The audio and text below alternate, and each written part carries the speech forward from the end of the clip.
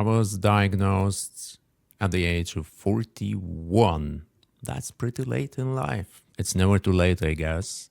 I realized autism was a part of my life for as long as I remember myself, and it frustrated me all the time. I just didn't know what it is. I'm afraid to go outside. I don't have friends which I meet in real life. Eventually, I got severe anxiety and depression as a consequence of being socially resented, bullied, and not understanding how to socialize in my childhood. So the diagnosis helped me to forgive myself because I blamed myself for not being normal, that I'm not trying enough to be normal. It also helped me to understand other things like routine, rituals, stimming, and what autistic meltdown and shutdown is. So now it is easier to avoid those,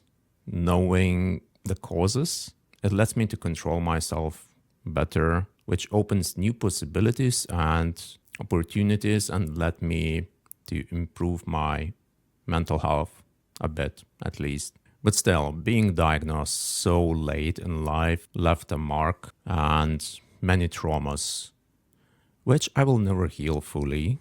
And I'm okay with that. It's okay to not be okay. Official diagnosis for adults here was approved only in 2015, and majority of mental health specialists and medics in general still refuse to accept autism for adults or refuse to look at it seriously.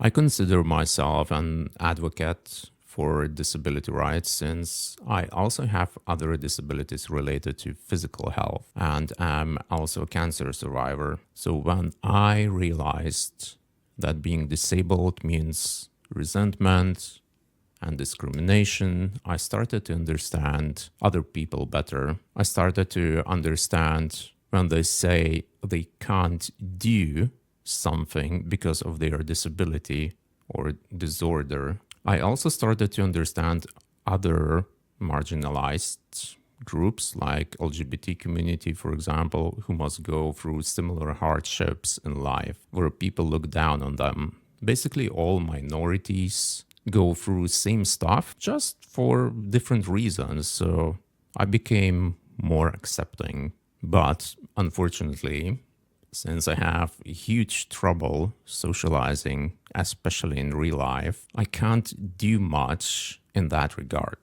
This was one of the reasons I started live streaming on Twitch, to find people with disabilities, both mental and physical, and become friends with them by building a small community so we wouldn't feel alone and so we could help each other.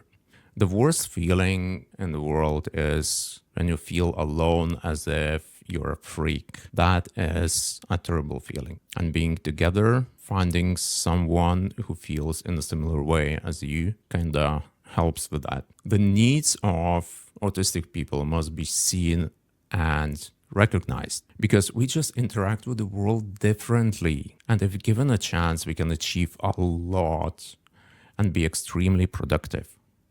Unfortunately, to achieve that, we require accommodations and simply understanding.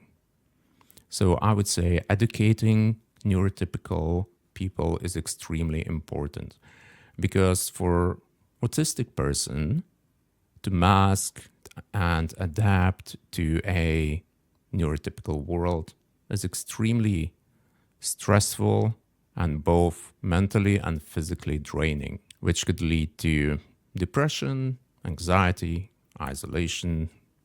While for neurotypical people, it would be much easier to simply not overwhelm us, speak in a literal manner, and don't expect us to be social butterflies. All of that could be achieved by education. The biggest change I would love to see is what I just mentioned, education. There's a dogma that autistic people and especially people with mental illnesses, which often develop for autistic people as a consequence of resentment, bullying, and so on. So the dogma must be broken. And neurotypical people have to understand that we are not dangerous or selfish. We're not going to hurt others, at least intentionally. We may seem weird, but it's because we understand the world and societal norms and interactions differently.